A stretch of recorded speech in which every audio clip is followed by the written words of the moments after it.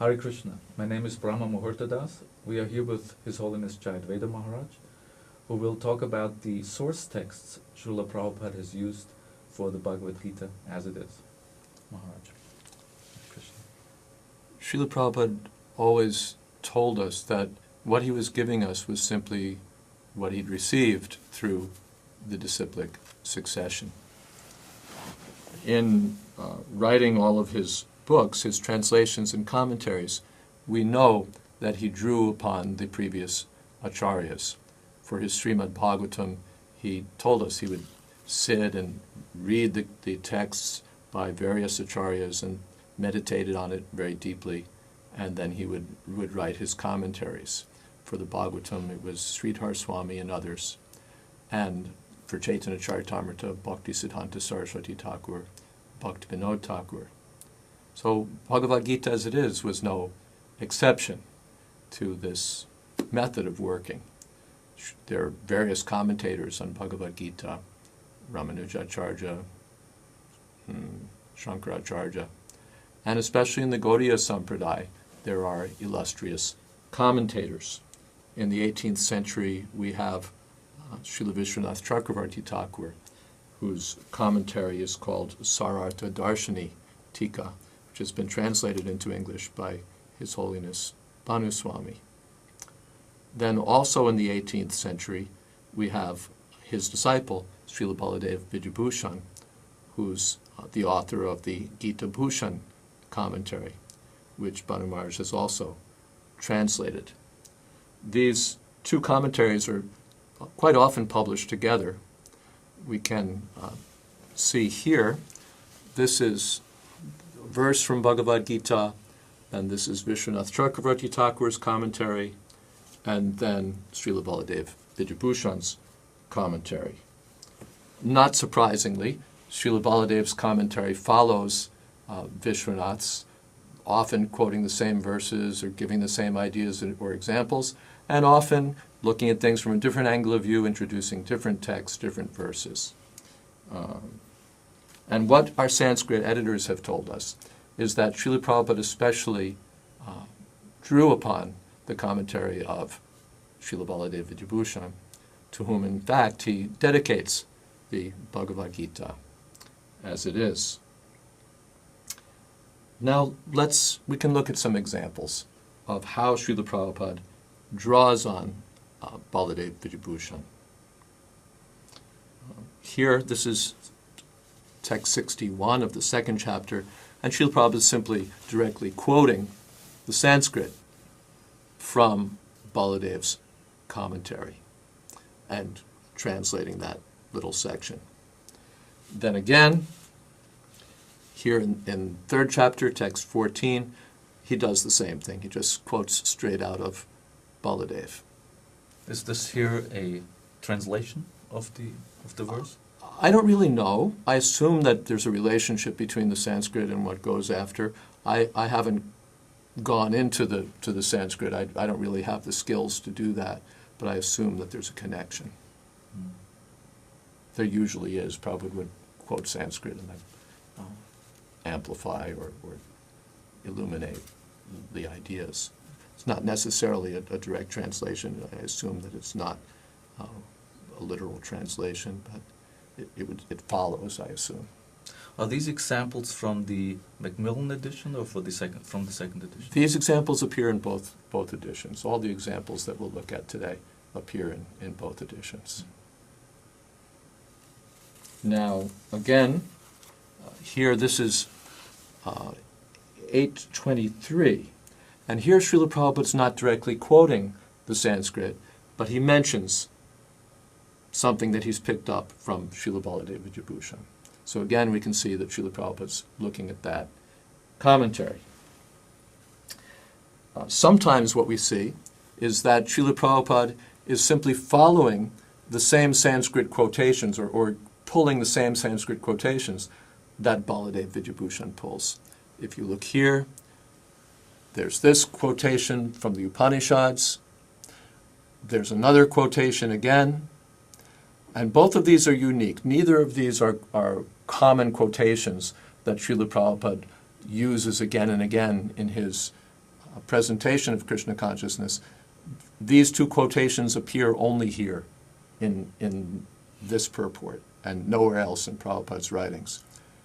So we assume that he picked them directly out of Baladev's commentary. And then there's a third quotation, which also appears in Baladev's commentary. This one also appears only in one other place, in the 9th chapter of Bhagavad Gita, where again Baladev quotes the same verse and Prabhupada quotes the same verse. So we see a correspondence there where Srila Prabhupada, I think we can very safely assume, is reading the commentaries, seeing the verses that Baladev quotes, choosing some of them. Some of them he may leave aside, and some of them he picks and uses, and weaving those into his own commentary. Could one say that Srila Prabhupada has used Srila Baladev Vidyabhushan's text as a structure? I wouldn't say that he's followed the structure of Baladev. I'd say rather that he's drawing upon Baladev. Srila Prabhupada creates his own structure from his own, he makes his own choices about what he wants to highlight, what he wants to not deal with, what he wants to add. It's his book, but he's drawing on his predecessors.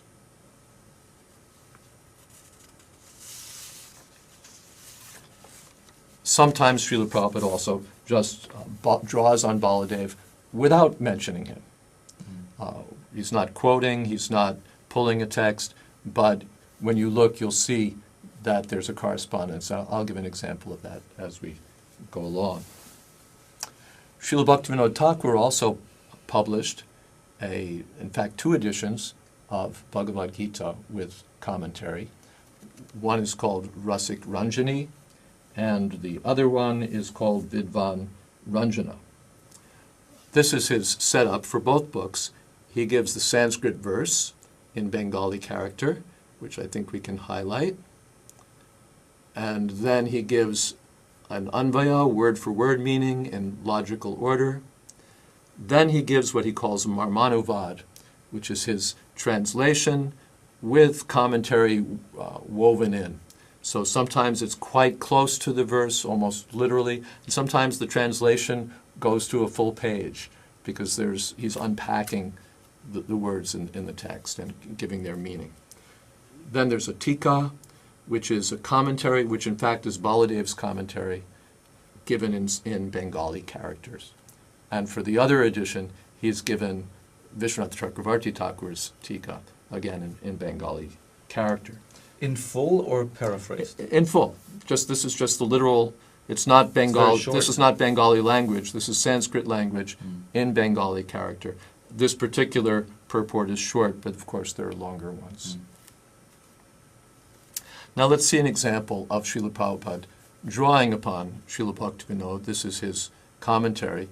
And here he says, this chapter can be called the Gita's clue, as there are characteristic descriptions of karma and gyan and an indistinct description of bhakti in it. Well, that's a commentary he's given just at the end of the 2nd chapter. And when we look at Srila Prabhupada, we'll find that he's essentially said the same thing. I think there's a highlight there. Yes, Srila Bhaktivinoda Thakur has summarized this 2nd chapter of the Bhagavad Gita as being the contents for the whole text. In the Bhagavad Gita, the subject matters are Karma Yoga, Jnana Yoga, and Bhakti Yoga. In the 2nd chapter, Karma Yoga and Jnana Yoga have been clearly discussed, and a glimpse, a clue, of Bhakti Yoga has also been given as the contents for the complete text. And Srila Prabhupada is directly mentioning Bhaktivinoda Thakur. So we see that Srila Prabhupada is drawing upon not only Vishwanath Chakravarti Thakur, but also Srila Bhaktivinoda Thakur. So whenever Srila Prabhupada would write, he had several books, source texts on his table? And not necessarily. He might have one, or he might have 2, or he might have 3, depending on, or more, depending on what he was doing. For Bhagavatam, he had one edition which had several commentaries, and he also sometimes had other books that were not included in that edition. For Bhagavad Gita as it is, we know that at least he had Baladev and that he had Bhaktivinoda Thakur to draw on. I'd like to show an example where the acharyas are following one after another, saying essentially similar or the same things. This is Vishwanath Chakravarti Thakur commenting on the first verse of the 9th chapter. This is his commentary, and we have the English. The jnana which gives liberation, described in the 2nd, 3rd, and other chapters, is guhya, or secret. The knowledge which I revealed, that is, Krishna is speaking, which I revealed in the 7th and 8th chapter, which is suitable for attainment of me, the method of knowledge, bhakti, by which Bhagavan is known, is guhyatara, more secret. In this chapter I will speak to you knowledge about kevala, or shuddha bhakti, which is by far guhyatama, most secret.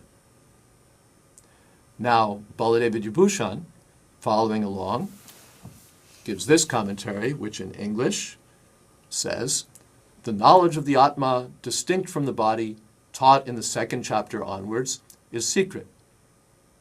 The knowledge of my powers, taught in the 7th and 8th chapters, is more secret. But what will be taught in the 9th and the chapters following, knowledge which is pure bhakti, is the most secret. Very similar. Very similar. Then we find Srila Bhaktivinoda Thakur.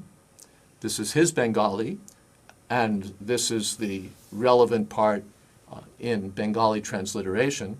We don't have this translated, but essentially it says quite the same thing, or quite similar.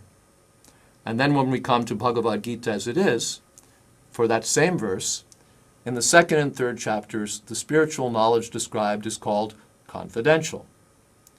Topics discussed in the 7th and 8th chapters are specifically related to devotional service, and because they bring enlightenment in Krishna consciousness, they're called more confidential.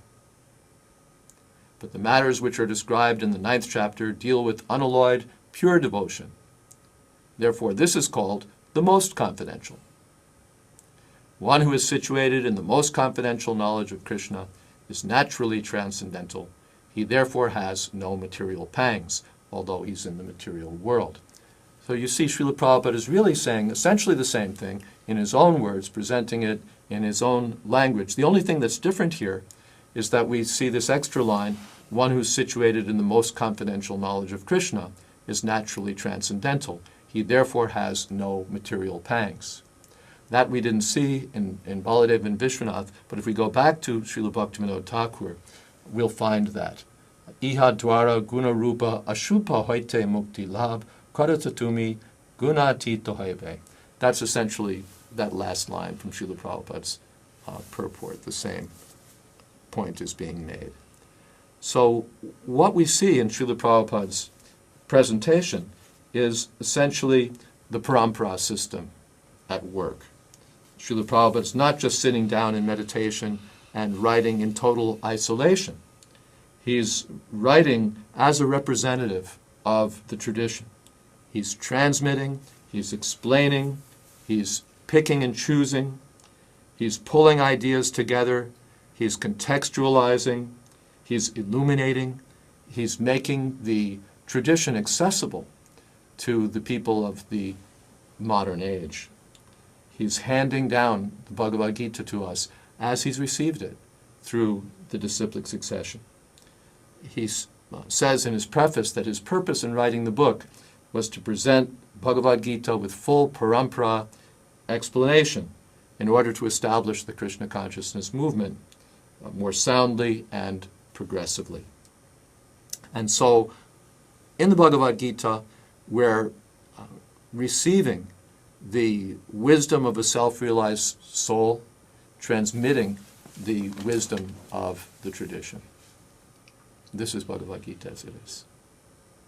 How much did Srila Prabhupada draw from the commentaries of the previous acharyas? Well, I haven't done a study to say, well, this percentage or that percentage, but we know in one sense everything is coming through the parampara and everything is direct, coming from Krishna. It's simultaneously both, as Prabhupada comments in the text. Is there a danger in deconstructing Srila Prabhupada's methodology? I don't think so. I don't think we're doing deconstruction here where we always want to know more about Prabhupada, what he did, how he did it, and I think we benefit by understanding more thoroughly Prabhupada's message. It's not a secret. There's a witty comment by Rabindra Swarup Prabhu in which he says that if we take someone else's words and present them in our own book, in the material world, that's plagiarism. In the spiritual world, that's parampara. Thank you very much. Thank you. Hare Krishna.